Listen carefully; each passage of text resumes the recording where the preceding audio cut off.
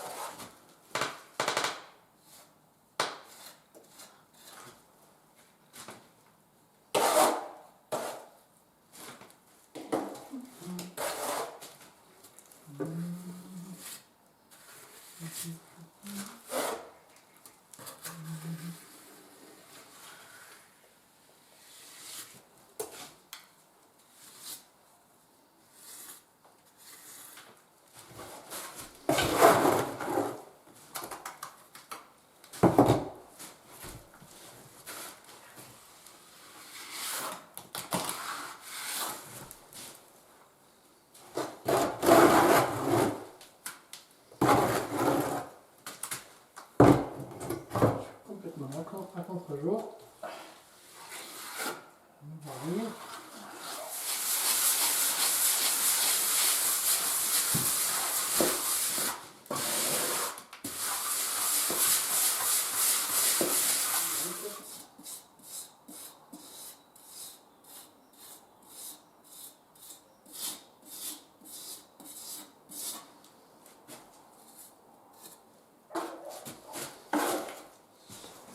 Voilà, là l'enduit de finition est terminé sur l'œil de bœuf. Alors comme pour la couche de corps, on va choisir d'entailler avec une lame, un cutter, un couteau, peu importe, les jonctions de l'enduit avec la charpente. Alors pourquoi comme pour les enduits de corps, comme je le disais, c'est pour que, comme il va y avoir de toute façon un retrait, quelque part c'est pour diriger, pour pas qu'il y ait un retrait, on va dire, anarchique, des micro-fissures qui se forment si une partie de l'enduit reste collée au bois et que ce soit en dessous, voilà, pour que ce soit régulier dans le retrait, on va dire, on décide de faire juste un trait de finition, là, contre la charpente.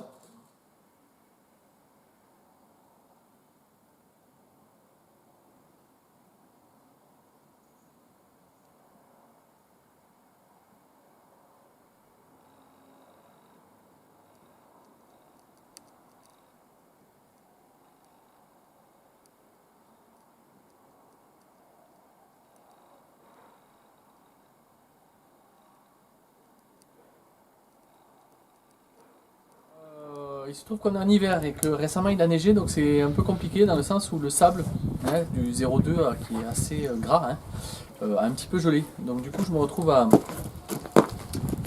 chauffer l'eau que je vais mettre dans le ménage pour que le sable se dissolve bien dans la terre. Voilà, donc ça promet d'être d'être un petit peu fastidieux, mais c'est comme ça. Il est hors de question que j'attende le printemps ou des températures plus clémentes pour faire les enduits intérieurs. Donc on va trouver une solution et on va s'y coller.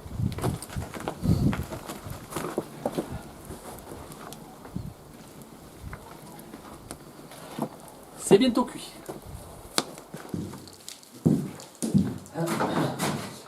Voilà, donc là par exemple, si vous voulez, juste pour vous faire part de la manière dont je procède lorsque j'aborde un mur comme celui-ci avec une menuiserie.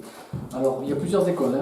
Il faut savoir que un professionnel va bien sûr commencer par le haut du mur et va descendre. Il y en a qui commencent par les menuiseries, par les linteaux, qui descendent par les joues, tout en descendant sur les murs, sur le pourtour de la menuiserie. Bon, Moi, au fur et à mesure des enduits, j'ai développé ma façon de faire. Hein. Donc elle vaut ce qu'elle vaut. Je vous en fais part. Il ne s'agit pas de vous dire comment il faut faire. Il s'agit juste de vous faire part de la méthode avec laquelle j'avance le plus vite et j'ai un résultat qui, en tout cas, me satisfait au niveau des exigences que j'ai au niveau des enduits.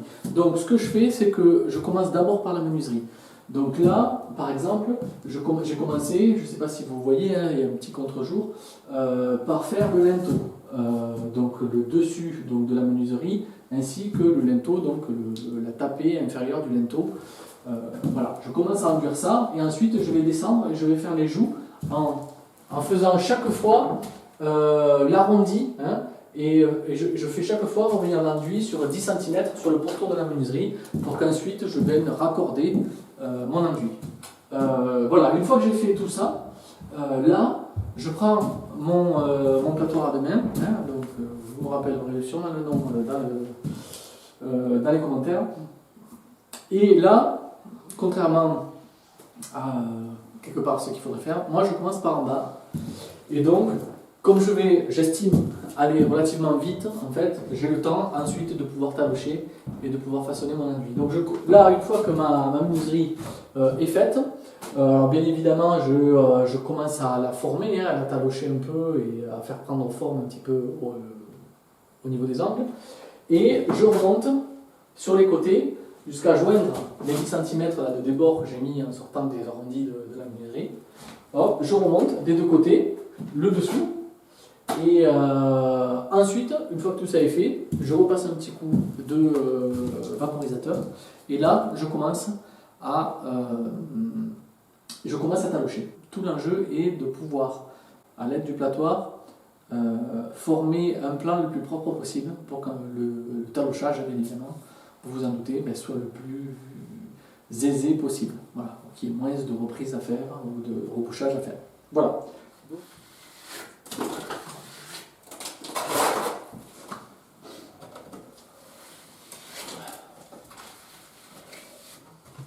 Donc une fois que j'ai fait mon linteau,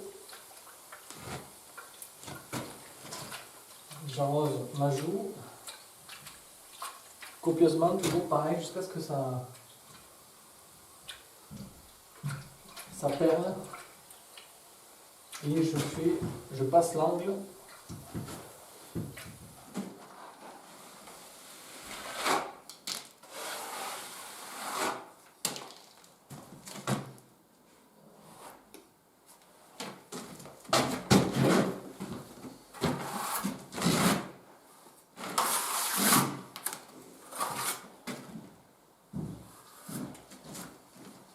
J'ai fini l'encadrement. Hop.